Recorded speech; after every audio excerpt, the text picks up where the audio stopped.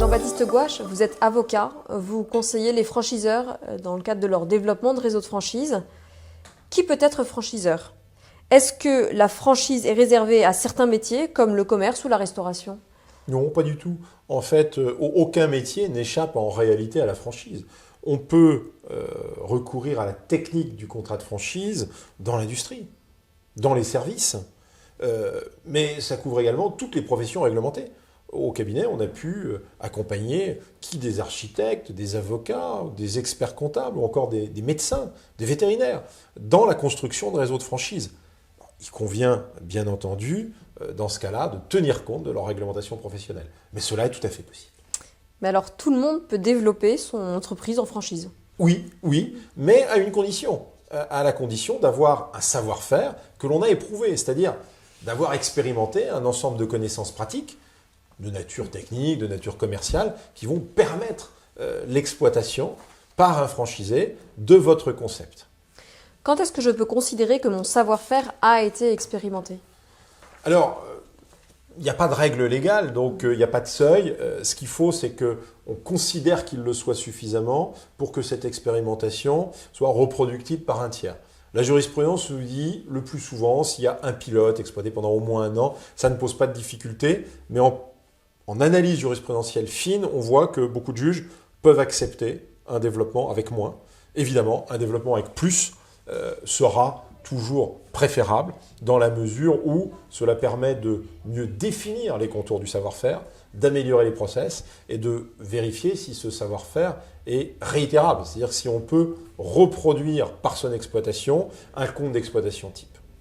Et après, je peux me lancer sans autres conditions? Alors, pas tout à fait. Il faut protéger votre nom commercial à titre de marque et il faut acquérir des droits d'auteur sur tous les signes distinctifs. Charte graphique, charte architecturale, ces droits appartiennent habituellement à ceux qui créent ces œuvres. Et donc, il faut les leur acheter et la simple commande ne suffit pas. Donc, enregistrer la marque avec un dépôt à l'INPI, tout un process, je vous renvoie à nos vidéos sur ce sujet, et acquérir les droits d'auteur sur les autres signes distinctifs. Et quels avantages est-ce que j'aurai à me lancer en franchise? Alors la franchise offre différents effets de levier. Tout d'abord, un effet de levier financier. Vous investissez dans une organisation générale de franchiseurs, mais ensuite, à chaque ouverture de fonds de commerce, c'est le franchisé qui va réaliser les apports, souscrire les emprunts. Donc à volume de capitaux équivalent, vous développerez un réseau bien plus important en franchise qu'en recourant à la technique de la succursale. Ensuite, un effet de levier marketing. Le franchisé a tout intérêt à faire de la publicité comme vous, donc il va en faire en plus de celle que vous ferez. Et vous pouvez par le contrat lui imposer des investissements publicitaires. Donc, dans ce cas, eh bien, vous aurez un double investissement qui va se cumuler et se mutualiser. Et puis, vous aurez un effet de levier humain, puisque le franchisé, commerçant indépendant, aura à cœur de s'investir pour tirer le meilleur parti de son investissement et l'exploitation sera probablement plus performante qu'en succursale. Et donc, quelles sont les étapes pour devenir franchiseur?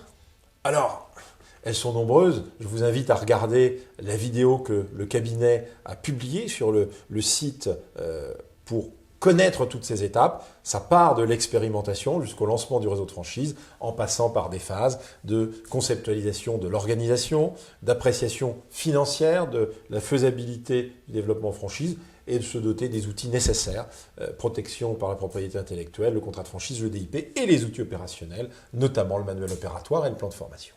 Merci beaucoup Jean-Baptiste Gouache. Nous irons voir l'ensemble de ces vidéos. Merci. Merci.